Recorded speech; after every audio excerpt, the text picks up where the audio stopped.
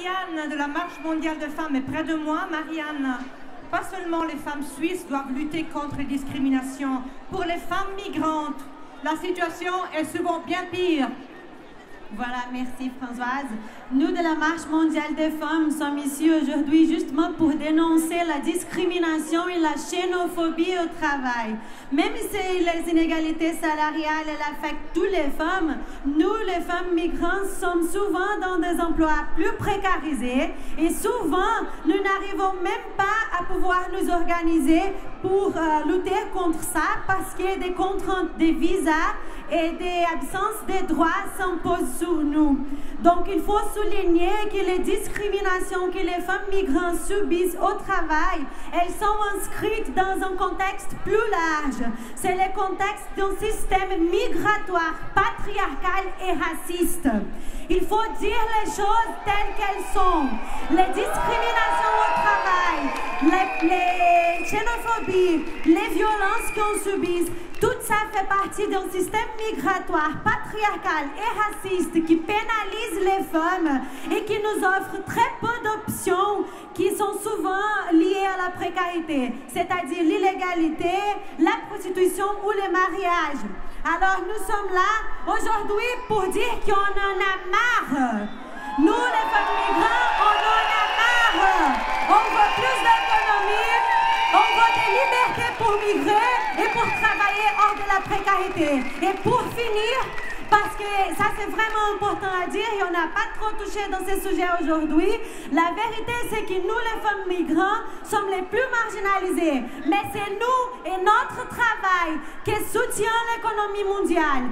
Sans notre travail et sans nous dans les emplois précarisés, l'économie mondiale qui s'organise aussi sur le patriarcat et sur le racisme, elle ne se soutient pas.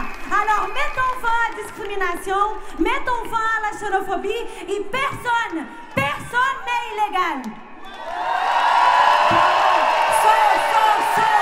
Solidarité avec les femmes du monde entier. Solidarité avec les femmes du monde entier. Voilà. Et moi je suis là avec Catherine Labouchère de l'Association suisse des droits de la femme qui connaît bien le mot de la solidarité. Catherine, il y a 3 ans, on était ici ensemble, les deux, pour réclamer l'égalité salariale et les droits des femmes, dont tu t'occupes depuis de longues années. Mais qu'est-ce qui cloche? Ce qui cloche, c'est ce Parlement. Ce Parlement qui est habité d'hommes barbus, vieux, souvent rétrogrades et pas courageux. Nous sommes venus il y a 3 ans. Nous sommes venus il y a 20 ans. Nous nommer Ruth Dreyfus. Nous sommes venus en 1970 pour obtenir le droit de vote. Et nous reviendrons tant qu'il le faut pour que l'égalité ne soit pas du papier glacé, mais de la vérité. Que toutes les entreprises aient l'obligation, elles, de prouver qu'elles pratiquent l'égalité et pas nous, les femmes, les travailleuses, de prouver que nous souffrons de discrimination.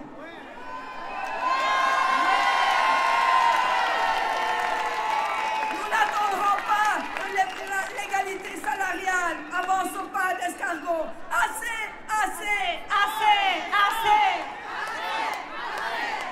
L'inégalité salariale, c'est aussi une histoire d'hommes. Parce que dans un ménage, quand il manque 18% d'argent, c'est de l'argent qui manque au ménage. Donc à tous les hommes solidaires qui sont là aujourd'hui et qui continuent notre combat, nous leur disons merci. Merci.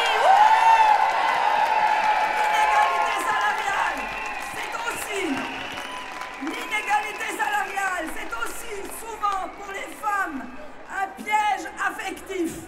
Combien de femmes à petit salaire ou même à moyen salaire qui doivent vivre en ménage commun avec un homme alors qu'elles aimeraient peut-être un temps au moins vivre seules? Ce n'est pas acceptable dans un pays riche comme le nôtre. Assez. Aujourd'hui, il y a du soleil. Le soleil, c'est le symbole du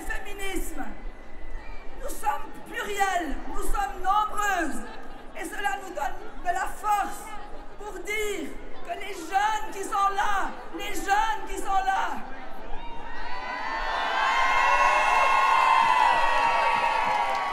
donnent la force de continuer pour accélérer ce mouvement pour l'égalité. Nous sommes fiers d'être féministes. Le féminisme, nous en sommes fiers. Fiers. Merci Catherine. N'abandonnerons pas. Et si aujourd'hui on dérange, nous reviendrons l'année prochaine, le 14 juin, pour déranger la nation. Bien sûr, merci Catherine pour ton énergie, merci pour tes mots. C'est vrai, le soleil est le symbole du féminisme comme le sol de l'avenir. Hein?